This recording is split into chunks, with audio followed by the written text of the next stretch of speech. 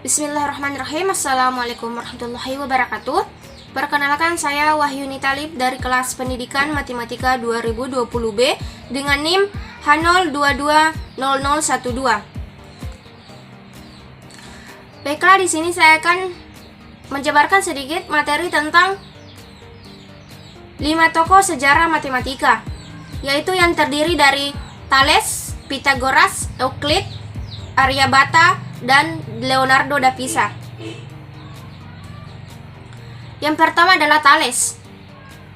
Thales adalah seorang filsuf yang lahir antara tahun 624 sampai 625 sebelum Masehi dan meninggal sekitar tahun 547 sampai 546 sebelum Masehi. Thales lahir di kota Miletus yang merupakan tanah perantauan orang-orang Yunani di Asia Kecil.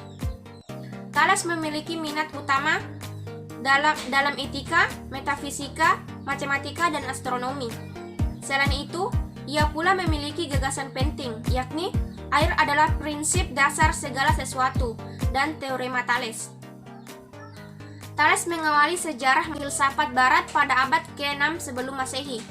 Ia juga dikenal sebagai salah satu seorang dari 7 orang bijaksana.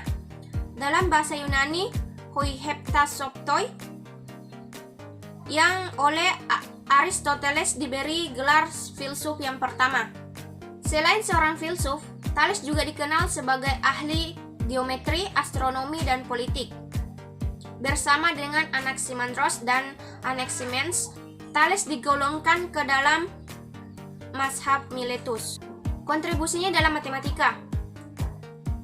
Thales barangkali dapat disebut sebagai matematikawan pertama yang merumuskan teorema atau proposisi, di mana tradisi ini menjadi lebih jelas setelah dijabarkan oleh Euclid. Landasan matematika sebagai ilmu terapan rupanya sudah dikenalkan oleh Thales sebelum muncul Pythagoras, yang membuat bilangan adalah sesuatu yang sakral. Selain memanfaatkan imajinasi, kontribusi Thales dalam bidang matematika adalah teorema Thales. Teorema tersebut sangat terkenal dan sudah digunakan oleh kita khususnya dalam hal geometri. Penemuan dan penerapannya dalam matematika. Penemuan Thales dalam matematika yang menggunakan geometri untuk memecahkan masalah seperti menghitung ketinggian piramida dan jarak kapal dari tepi pantai, sehingga membuat dia sebagai matematikawan sejati pertama. Thales juga orang pertama yang mempelajari listrik. Namun tulisan Thales dalam bidang astronomi lebih dikenal daripada karyanya dalam bidang geometri. Dia juga berhasil membuktikan beberapa gagasan matematika yang menarik. Thales membuktikan bahwa lingkaran terbagi oleh diameternya. Yang kedua, sudut pada kaki dari segitiga sama kaki adalah sama. Yang ketiga, jika ada 2 garis lurus yang saling memotong, maka sudut yang berlawanan adalah sama besar. Dan yang terakhir, jika 2 segitiga memiliki 2 sudut dan 2 sisi yang sama, maka kedua segitiga tersebut identik. Thales juga mendirikan sekolah filsafat Ionia di Miletus dan memiliki banyak murid. Anaximander, Anaximens, Memmerkus, dan Mandriatus adalah nama dari beberapa muridnya. Bersama dengan Anaximander dan Anaximens, Thales digolongkan ke dalam mazhab Miletus. Namun, murid yang sangat terkenal adalah Anaximander yang sukses menggantikan posisi Thales di Miletus. Penerapan dalam pembelajaran matematika saat ini. Contoh implementasi pada pembelajaran matematika yaitu Thales dan tinggi piramida. Konsep kesebangunan sendiri sudah dipakai sejak Thales mencoba mengukur tinggi piramida di Mesir. Thales memanfaatkan bayangan yang dihasilkan dari matahari. Dari sini, Thales menyadari bahwa bayangan dari semua objek benda berubah mengikuti posisi matahari. Hal ini berlaku untuk semua objek. Materi yang berhubungan dengan potongan sejarah ini adalah kesebangunan. Pada pembelajarannya, guru dapat mendesain suatu proyek dengan menggunakan metode bayangan Thales ini sebagai penyelesaiannya. Baik, yang kedua adalah Pythagoras. Pythagoras lahir pada tahun 570 sebelum Masehi di Pulau Samos di daerah Ionia. Pythagoras adalah seorang matematikawan dan filsuf Yunani yang paling terkenal melalui teoremanya. Dikenal sebagai bapak bilangan. Dia memberikan sumbangan yang penting terhadap filsafat dan ajaran keagamaan pada akhir abad ke-6 sebelum Masehi. Kehidupan dan ajarannya yang tidak begitu jelas akibat banyak legenda dan kisah-kisah buatan mengenai dirinya. Dalam tradisi Yunani, diceritakan bahwa ia banyak melakukan perjalanan, di antaranya ke Mesir. Perjalanan Pythagoras ke Mesir merupakan salah satu bentuk usahanya untuk berguru, menimba ilmu pada imam-imam besar di Mesir.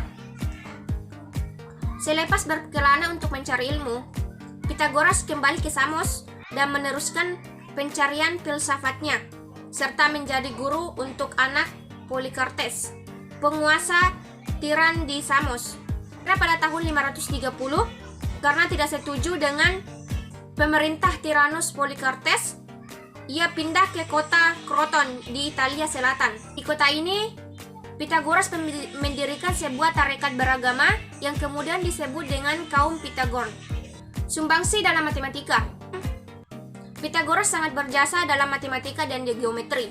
Ia adalah bapak bilangan yang sangat berjasa dan memberi sumbangan besar terhadap filsafat dan ajaran keagamaan pada akhir abad ke-6 sebelum Masehi. Pythagoras telah membuktikan sebuah dalil umum, bukan hanya segitiga Mesir atau segitiga Babilonia, tetapi juga setiap segitiga siku-siku. Dia telah membuktikan bahwa kuadrat dari sisi yang terpanjang atau disebut hipotenus sama dengan jumlah kuadrat pada kedua sisi lainnya, dengan syarat bahwa segitiga tersebut adalah segitiga siku-siku. Dialah yang mengemukakan rumus bahwa segitiga siku-siku akan memiliki jumlah kuadrat. Sampai dengan sekarang ini, dalil yang dikemukakan oleh Pythagoras tersebut merupakan dalil terpenting dari keseluruhan matematik. Penemuan dan penerapannya dalam matematika. Salah satu peninggalan Pythagoras yang paling terkenal hingga saat ini adalah teorema Pythagoras. Ia menyatakan bahwa kuadrat sisi miring suatu segitiga siku-siku sama dengan jumlah kuadrat dari sisi-sisinya. Walaupun fakta di dalam teorema ini telah banyak diketahui sebelum lahirnya Pythagoras, namun teorema ini dianggap sebagai penemuan Pythagoras karena ia yang pertama membuktikan pengamatan ini secara matematis. Pythagoras menggunakan metode aljabar untuk menyatakan teorema ini. Bilangan lainnya yang dianggap sebagai hasil temuan Pythagoras adalah bilangan bersahabat dan bilangan sempurna. Suatu bilangan dikatakan bilangan bersahabat apabila bilangan yang pertama sama dengan jumlah pembagi murni bilangan kedua, dan bilangan kedua sama dengan pembagi murni bilangan pertama. Sedangkan untuk bilangan sempurna, apabila jumlah pembagi murni suatu bilangan sama dengan bilangan itu sendiri. Penerapannya dalam matematika adalah, pada pembelajarannya, guru dapat memberikan contoh yang berhubungan dengan teorema Pythagoras, seperti mencari panjang sisi segitiga siku-siku, serta mengajak para peserta didik untuk berdiskusi guna memecahkan masalah tentang teorema Pythagoras pada bidang datar. Yang ketiga adalah Aryabhata. Aryabhata adalah salah satu ahli matematika asal India yang pertama dan seorang ahli astronom. Aryabhata lahir di Pataliputra, yaitu salah satu kota besar yang ada di India pada tahun 476 Masehi. Aryabhata merupakan matematika sekaligus ahli astronom yang banyak menulis risalah tentang matematika dan astronomi. Aryabhata adalah karya pertama yang merupakan kumpulan dari matematika dan astronomi. Sumbangsinya dalam matematika. Kontribusinya terhadap matematika tidak dapat diabaikan karena dialah yang menyimpulkan nilai perkiraan pi. yang dia temukan menjadi 3,14. Dia juga memperoleh rumus yang benar untuk menghitung luas segitiga dan lingkaran. Dia juga memainkan peran yang sangat penting dalam pembentukan tabel sinus. Penemuannya pada tahun 499 Masehi, saat usianya baru 23 tahun, ia sudah berhasil membuat sebuah karya besar. Karyanya itu adalah sebuah kitab yang diberi judul mirip dengan namanya, yakni Aryabhatiya.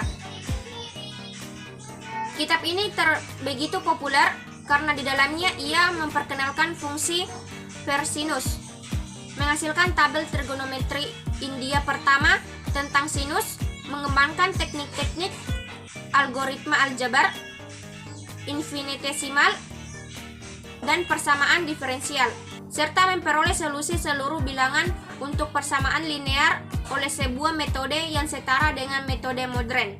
Penemuannya lain dalam matematika adalah penemuan rumus pi. Ia memberikan nilai pi yang bersesuaian dengan 62.832 per 20.000 sama dengan 3,1416. Ia juga membuat rumus untuk menentukan luas segitiga, lingkaran, dan lain-lain. Dengan rumus lingkaran, ia membuat peraturan yang menyatakan komponen utama pemecahan keliling sebuah lingkaran ada pada diameternya. Yang keempat ada Euclid. Euclid adalah nama dari Arabisasi dari Yunani yang berarti kemuliaan baik. Euclid adalah tokoh ilmu ukur dari Yunani. Dia juga menyusun buku pelajaran yang terbesar sepanjang abad. Euclid dikenal juga sebagai Euclid atau Euclid of Alexandria. Euclid ini adalah salah satu murid dari Akademia Plato di Athena. Selain kemasyhurannya, hampir tidak ada keterangan terperinci mengenai kehidupan Euclid yang bisa diketahui. Dia pernah aktif menjadi guru di Iskandaria, Mesir pada tahun 300 sebelum Masehi. Tetapi kapan dia lahir dan kapan dia meninggal benar-benar tidak jelas. Bahkan sulit diketahui di benua dan di kota mana ia dilahirkan. Euclid adalah orang pertama di dunia yang mendirikan sekolah matematika di Alexandria. Sumbangsinya dalam matematika. Adapun kontribusi atau sumbangsi Euclid terhadap matematika, diantaranya terletak pada cara pengaturan dari bahan-bahan dan permasalahan serta formulasinya secara menyeluruh dalam perencanaan menyusun buku yang mencakup bentuk-bentuk teorema Pythagoras, persamaan dalam aljabar, lingkaran, tangen, geometri ruang, teori proposisi, bilangan prima, bilangan sempurna, bilangan bulat positif, bilangan irasional, gambar trimatra, petunjuk pemecahan masalah, pemilihan dalil-dalil serta perhitungan-perhitungannya. Penemuan dan penerapannya dalam matematika.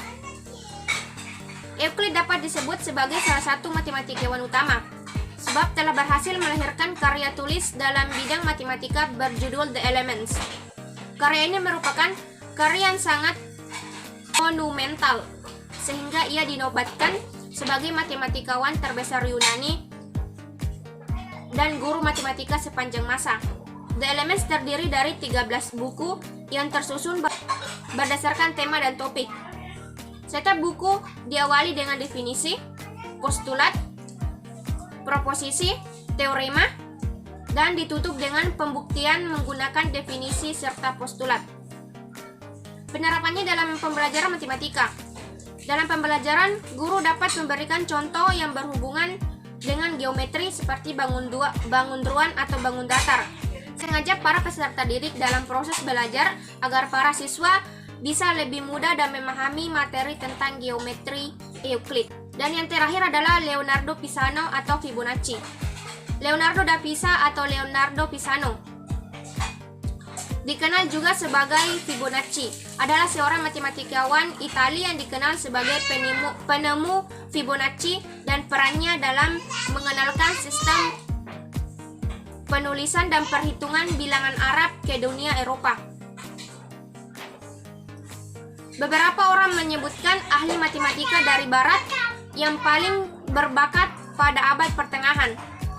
lahir sekitar tahun 1170, anak dari Guglielmo Fibonacci, seorang pedagang kaya Italia, menemukan deret bilangan yang diberi nama dengan namanya sendiri, yaitu deret Fibonacci, yang terdiri dari 0, 1, 1, 2, 3, 5, 8, 13, 21, 34, dan sebagainya. Pola deret tersebut terbentuk dari susunan bilangan berurutan, yaitu dari kecil makin besar, yakni merupakan penjumlahan dua bilangan sebelumnya. Sumbangsinya dalam matematika, yaitu ia mengenalkan angka 0 dan menghitung pola-pola alam yang tidak lazim, sekaligus memberi dasar pada pengenalan aljabar ke alam barat, yaitu menjadi sumbangsi terbesar Fibonacci. Mampu menciptakan deret Fibonacci yang memberi jawaban atau alasan tentang pola alam seperti yang dijabarkan dalam nisbah emas. Mengadopsi angka 0 untuk penulisan dan melaksanakan perhitungan di Eropa, mengubah sistem bilangan Romawi yang tidak efisien dengan sistem bilangan Hindu-Arabik. Yang ini kelak akan sangat mempengaruhi perkembangan matematika di benua Eropa. Sistem bilangan pecahan Fibonacci yang tidak melilit-lilit kemudian disederhanakan untuk kepentingan perdagangan. Perhatikanlah perubahan harga saham-saham yang perdagangan di Wall Street memakai sistem pecahan. Penemuan dan penerapannya dalam matematika. Pada tahun 1202, Fibonacci berhasil membuat buku yang berjudul Liber Abaci. Penulisannya digunakan bahasa Hindu dan Arab. Buku tersebut menjadi awal perubahan angka Yahudi, Yunani, dan Romawi dalam perhitungan. Buku tersebut berisi bagaimana cara menentukan jumlah digit dalam perkalian puluhan dan perkalian ratusan, dan seterusnya. Termasuk di dalam buku ini beberapa permasalahan aljabar numerik seperti akar, persamaan kuadrat, dan persamaan linear. Pada tahun 1225, Fibonacci menerbitkan buku Liber Quadratorum. Buku ini diperuntukkan sebagai persembahan bagi Kaisar Frederick. Buku tersebut membahas masalah kuadratik. Selain itu, Fibonacci juga dikenal sebagai orang yang memperkenalkan angka 0 di Eropa. Ini didapat dari hasil belajarnya dari Arab. Penerapan dalam matematika dapat diberikan pola barisan deret Fibonacci yang menggunakan dasar terkait segitiga Pascal. Peserta didik menghayati adanya pola keteraturan di alam semesta, melestarikan dan bersahabat dengan alam, dan sebagai pola yang dipelajari dalam matematika. Baik, itulah tadi pemaparan materi dari saya mengenai tokoh sejarah matematika. Terima kasih. Assalamualaikum warahmatullahi wabarakatuh.